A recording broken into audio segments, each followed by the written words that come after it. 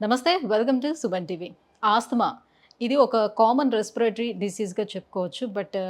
Asthma అనేది ఎవరిలో ఎక్కువగా వస్తుంది? చిన్న పిల్లల్లోనా, పెద్దవారిలోనా ఏ సమయంలో ఎక్కువగా మనం ఆస్తమా వచ్చే ఛాన్సెస్ చూడొచ్చు? అండ్ ఎలాంటి జాగ్రత్తలు తీసుకోవాలి ఆస్తమా ఉండేవాళ్ళు? నౌఎడేస్ దీనికి ఎటువంటి ఆధునిక చికిత్సా పద్ధతులు అందుబాటులోకి వచ్చేసాయి? ఈ విషయాలన్నీ అడిగి తెలుసుకుందాం ఇవాల్టి వీడియోలో. మనతో పాటు ఉన్నారు సీనియర్ పల్మనాలజిస్ట్ డాక్టర్ వెంకటలక్ష్మి గారు from KIMS hospital Secunderabad. Hello ma'am. Hello అండి. మ్యామ్, ఆస్తమాలో అసలు స్టేజెస్ ఎన్నుంటాయి? స్టేజెస్ కన్నా కూడా మైల్డ్, మోడరేట్, సివియర్ ఆస్తమా కింద క్లాసిఫై చేయొచ్చు. ఆర్ బ్రిటిల్ ఆస్తమా అంటారు. అంటే సిమ్టమ్స్ చాలా ఫాస్ట్గా మారిపోవడము, సివియారిటీని బట్టి క్లాసిఫై చేస్తాం యూజువల్గా ఆస్తమాని. అండ్ లంగ్ ఫంక్షన్ టెస్ట్ అంటారు, పల్మనరీ ఫంక్షన్ టెస్ట్. మనం పీల్చి ఊదే దాంట్లో 80% ఊదగలగాలి. సో ఆస్థమాటిక్స్లో ఎయిర్వే కొలాప్స్ అవుతాయి ఆర్ క్లోజ్ అవుతాయి. క్లోజ్ అయినప్పుడు అవి కంప్లీట్గా తీయలేకపోతారు. సో పీల్చిన గాలి కంప్లీట్గా బయటకు వదలలేకపోవడం, లేమ్యాన్ టర్మ్స్లో చెప్పాలి. యాక్చువల్గా దానికి వాల్యూస్ అవన్నీ చూసుకొని ఆస్తమాని క్లాసిఫై చేస్తాం.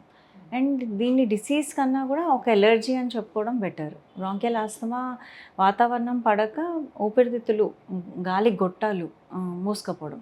మనకి ఊపిరితిత్తుల్లో నీళ్ళు రావడం, చీమ్ రావడం, నిమోనియా ఆర్ వాటర్ రావడం వేరే ప్రాబ్లం.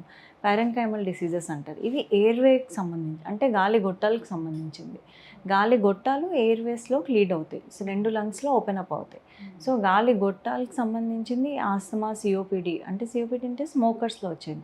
ఆస్తమా అంటే చిన్నప్పటి నుంచి అలర్జీస్ ఇవి ఎక్కువ ఉన్న వాళ్ళకి, ఫ్యామిలీ ఇన్హెరిటెంట్గా కొన్ని ప్రాబ్లమ్స్, జెనెటిక్గా కొన్ని కండిషన్స్ ఉంటాయి. వీళ్ళలో ఎలర్జీ ఎక్కువ ఉండే ఛాన్సెస్ ఉంటాయి. అంటే ఇప్పుడు పుట్టుకతో పిల్లలకి ఆస్తమా వస్తుందని అంటే అది తల్లి నుంచి సంక్రమించింది అయ్యి ఉంటుందా? తల్లి కన్నా కూడా తాతల నుంచి అలా ఒక జనరేషన్ స్కిప్ అయ్యి ఎక్కువ వచ్చే ఛాన్సెస్ ఉంటాయి. యూజువల్గా పేరెంట్స్కి ఎలర్జిక్ టెండెన్సీస్ ఉంటే చిల్డ్రన్కి కూడా వచ్చే ఛాన్సెస్ ఉంటాయి. అది ఒకరి నుంచి ఒకరికి సంక్రమించింది కాదు, అది జెనెటిక్గా వాళ్ళ బాడీయే అలాంటిది. వాళ్ళ తత్వం ఎన్విరాన్మెంట్కి ఎక్కువ రియాక్ట్ అవ్వడం, హైపర్ రియాక్టివిటీ అంటారు. అంటే మన మామూలుగా అయితే నాకేమైనా స్మోక్ వచ్చినప్పుడు నేను ఒకసారి తుమ్మి వదిలేస్తాను. కానీ ఎక్కువ రియాక్ట్ అయ్యే వాళ్ళు, అంటే 1 in 7 పీపుల్, ఒక రూమ్లో 7 ఉంటే వాళ్ళలో ఒకరికి ఈ టెండెన్సీ ఎక్కువగా ఉంటుంది. అంత కామన్ ఆస్తమా. సో దాన్ని డిసీజ్లా లేబుల్ చేసి భయపడితే కొంచెం మనం ట్రీట్మెంట్ అనేది డిలే చేస్తాం. దానివల్ల చాలామంది ఇన్హేలర్స్కి భయపడతారు. సో ఇన్హేలర్స్ అనేవి చాలా లో డోస్లో మ్యాక్సిమం ఎఫెక్ట్ ఇచ్చే మెడికేషన్స్ అనమాట. ఈ ఎలర్జీని డైరెక్ట్గా లంగ్స్లోనే కర్బ్ చేయడం, అంటే దాన్ని ఎయిర్వేస్ ఓపెన్ అప్ చేయడానికి బాగా హెల్ప్ అవుతాయి. లో డోస్లో మనకి తీసుకునే 200 మైక్రోగ్రామ్, 400 మైక్రోగ్రామ్, ఇవన్నీ లో డోస్ ఐసిఎస్ అండ్ లాబాస్ అనమాట. లాంగ్ యాక్టింగ్ లంగ్స్ని ఓపెన్ అప్ చేయడానికి హెల్ప్ అవుతాయి. అదే మనం ట్యాబ్లెట్ తీసుకోవాలంటే స్టమక్లో వెళ్ళి, బ్లడ్ సర్క్యులేషన్లో వెళ్ళి అప్పుడు లంగ్స్కి రీచ్ అవ్వాలి. దానికి చాలా హై డోసెస్ పడతాయి. సో లో డోసెస్లో మనకు రిజల్ట్ రావాలంటే ఇన్హేలర్ బెస్ట్ ఆప్షన్. మనకి ఆస్తమా చాలా ఏదో సీరియస్ డిసీజ్, ఇలా వాడితే అలవాటు పడిపోతుంది అనే ధోరణి స్టార్ట్ అవుతే, భయపడడం స్టార్ట్ అవుతే ట్రీట్మెంట్ డిలే అవుతుంది. వన్స్ ఈ ఎయిర్వేస్ ఎక్కువ బ్రాంకోస్పాజంలోకి వెళ్ళిపోతూ ఉంటే మనకి ట్రిగర్ అవుతాయి ఇన్ఫెక్షన్స్. మెల్లిగా నిమోనియాస్లోకి ల్యాండ్ అప్ అవడం. ప్రతిసారి నిమోనియా వచ్చినప్పుడు లంగ్ ఫంక్షన్ మళ్ళీ నార్మల్ కాదు. అంటే ఇప్పుడు ఇన్హేలర్ ఇవ్వడానికి కూడా మీరు ఏజ్ ఏమైనా చూస్తారా? మరి చిన్నపిల్లలకు కూడా అలా ఏముండదు. చిన్నపిల్లలు కూడా ఇవ్వచ్చు, పెద్దవాళ్ళకి ఇవ్వచ్చు. అండ్ వాళ్ళకి డివైజెస్లో తేడా ఉంటుంది, డోసేజ్లో కూడా తేడా ఉంటుంది. సో వాళ్ళకి బాడీ వెయిట్ ప్రకారం వాళ్ళకి డోసేజ్ వెళ్ళడం జరుగుతుంది.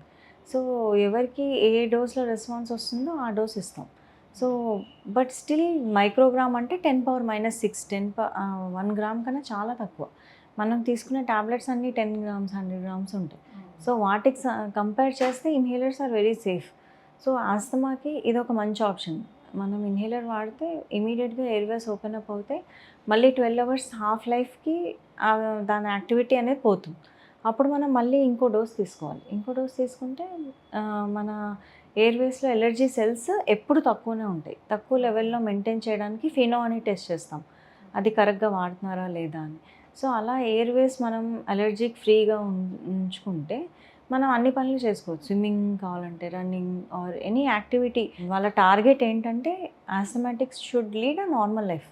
అంటే వాళ్ళకి ఆస్తమా ఉన్నంత మాత్రాన తొందరగా అలసిపోవడము, స్విమ్మింగ్ చేయకపోవడము, పరిగెట్టకపోవడం, ఇవన్నీ స్పోర్ట్స్ ఆడకపోవడం ఇలా ఉండకూడదు. దే షుడ్ బి కానీ ఆస్తమా అన్ని ఉండే చేయాలి. పిల్లల్లో చూసుకుంటే వాళ్ళ ఎదుగుదలలో కూడా లోపాలు కనిపిస్తూ ఉంటాయి. చాలా వీక్‌గా, అనెమిక్‌గా అవును. ఉన్నట్టుగా, వీక్‌గా ఉన్నట్టుగా కనిపిస్తారు. అండ్ హైట్ ఎదిగే క్రమంలో కూడా చాలా ఆక్సిజన్ తగ్గే కొద్దీ సివియర్ ఆస్తమాలో మనకి హైట్, వెయిట్, గ్రోత్ అన్నిట్లో తేడా వస్తుంది. ఇన్హేలర్స్ నన్ను రివర్స్‌లో అడిగే క్వెషన్ ఏంటంటే ఇన్హేలర్స్ వాడితే గ్రోత్ తేడా వస్తుంది. వస్తుందా? యాక్చువల్‌గా ఓకే. అది అంటే చాలా ఫాల్స్ అనమాట. అది కరెక్ట్ కాదు. సో, ఇన్హేలర్స్ వాడితే ఎయిర్‌వేస్ ఓపెన్ అప్ అవుతాయి, ఆక్సిజన్ బా ఎళ్తుంది, గ్రోత్ బావుంటుంది. సో, వాడకపోతేనే ప్రాబ్లమ్. వాడకుండా లేకపోతే 1 మంత్‌లో మానేసి మళ్ళీ ట్రిగర్ అయితే ఏ వైరల్ ఎపిసోడ్ వచ్చినా, చిన్నది ఏదొచ్చినా వాళ్ళకి ఎక్కువగా ట్రిగర్ అవుతుంది బ్రాంకోస్పాజమ్. చాలా సో, సార్లు ఇప్పుడు మరి అడ్మిట్ అయ్యి చిన్నప్పుడు చేసాం. ఆస్తమా వచ్చేసింది అనుకుందాం. సో, పుట్టుకతోనే ఆస్తమా ఉంది. ఇంకా వన్స్ స్టార్ట్ అయిందంటే అది జీవితాంతం అలాగే ఉంటుందా? దాన్ని తగ్గడానికి ఛాన్స్ ఏమైనా చాలా ఉంటుందా? మంది టీనేజ్ లైఫ్‌లో అంటే 18 ఇయర్స్, 20 ఇయర్స్ వచ్చేసరికి ఆస్తమా సెటిల్ అవుతుంది. అలెర్జీస్ కూడా సెటిల్ అవుతాయి. అంటే తగ్గిపోతాయి. అప్పటి నుంచి అలా మెడిసిన్స్ వాడుకుంటూ వస్తే, ఇన్‌హేలర్స్, మెడిసిన్స్ అట్లా కంటిన్యూ చేసుకుంటూ వస్తే ఆ టైం వరకల్లా తగ్గే ఛాన్స్ ఉంది. తగ్గే ఛాన్సెస్ ఉంటాయి. కొందరికి 20స్‌లో స్టార్ట్ అవుతాయి. వాళ్ళకి అడల్ట్ ఆన్సెట్ ఆస్తమా ఇంకొంచెం సివియారిటీ ఎక్కువ ఉండే ఛాన్సెస్ కూడా ఉంటాయి. అంటే ఇప్పుడు చిన్నప్పుడు వాళ్ళకి పుట్టుతో అంటే మీరు జెనెటిక్ అని అన్నారు. అవును. సో, మిడిల్ ఏజ్ నుంచి స్టార్ట్ అవ్వడం ఎలాంటి రీజన్స్‌తో స్టార్ట్ అవుతుంది? ఎన్విరాన్మెంటల్ ట్రిగర్స్ అంటే ఒక వైరల్ ఇన్ఫెక్షన్ వచ్చింది. తర్వాత మనకి లైక్ కోవిడ్ అనుకోండి. ఆ తర్వాత లంగ్స్ పూర్తిగా నార్మలైజ్ అవ్వలేదు. ఆ ట్రిగర్ వల్ల ఆస్తమా ట్రిగర్ స్టార్ట్ అయింది. సో, ఆస్తమాటిక్ అవ్వడం అప్పటినుంచే ఆస్తమా ఎపిసోడ్స్ మాటిమాటికి రావడము. అలా చాలా డిసీజెస్‌కి ఉంటాయి. ట్రిగర్స్ ఉంటాయి. లేకపోతే దుమ్ము గానీ, ఫంగస్ గానీ అలాంటి ట్రిగర్స్ రావడం. మెయిన్ మనకి ఇక్కడ సంబంధించింది ఆస్తమా అని నిర్ధారించడం. ముందు చాలా మందికి ఆ పిల్లికూతలు, ఆయాసం చాలా డిసీజెస్‌లో ఉంటాయి. టీబీలో ఉంటాయి, ఫంగల్ ఇన్ఫెక్షన్స్‌లో ఉంటాయి. ఇప్పుడు గుండె ప్రాబ్లమ్, హార్ట్ ఫెయిల్యూర్ ఉన్నప్పుడు కూడా బ్యాక్ ప్రెషర్ వల్ల నీళ్ళొచ్చినా మీకు అలాగే పిల్లికూతలు అవన్నీ వస్తాయి.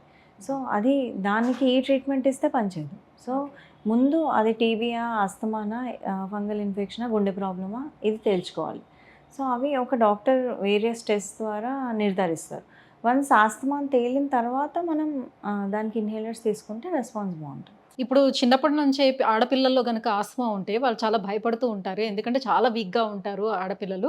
సో, వీళ్ళకి పెళ్లి చేయాలా? వద్దా? తర్వాత కన్సీవ్ అయితే ఏమన్నా సమస్యలు వస్తాయా? ఏంటి అని డైరెక్ట్‌గా మీకు డాక్టర్స్ దగ్గరికే వచ్చి అడుగుతూ ఉంటారు. సో, వీళ్ళకి పెళ్లి చేస్తే తర్వాత ఏం ఫర్దర్‌గా కాంప్లికేషన్స్ ఏమైనా ఉంటాయా అని. వాళ్ళు కూడా భయపడేది ఏంటంటే మళ్ళీ నెక్స్ట్ నా పిల్లలకి కూడా వస్తుందా? నేను కన్సీవ్ అయ్యి మళ్ళీ పిల్లల్ని కంటే పిల్లలకి కూడా వస్తుందా అని భయం ఆస్మా కూడా అనేది ఉంటది. మనం అనుకున్నట్టు ఇనీషియల్‌గా అనుకున్నట్టు చాలా కామన్ ప్రాబ్లమ్. సో, వాళ్ళ తాతల్లో గానీ, వీళ్ళ తాతల్లో గానీ ఎవరికున్నా అది వచ్చే ఛాన్సెస్ ఉన్నాయి. సో, ఒక బ్రైడ్‌కి ఆస్తమా ఉన్నంత మాత్రాన తన లైఫ్ ఏం చేంజ్ అవ్వదు. మేజర్‌గా ఏం ప్రాబ్లమ్స్ కూడా రావు. మాకు బ్రాంకియల్ ఆస్తమా వాళ్ళు ప్రెగ్నెన్సీస్‌తో వస్తారు.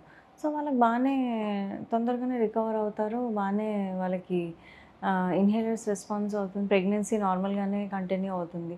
కాకపోతే పెరిగే ఛాన్సెస్ ఉంటాయి. ప్రెగ్నెన్సీలో కొంచెం ఆస్తమా ఎపిసోడ్స్ పెరిగే ఛాన్సెస్ ఉంటాయి. అప్పుడు ఇన్హేలర్ డోసెస్ మేము మారుస్తాం.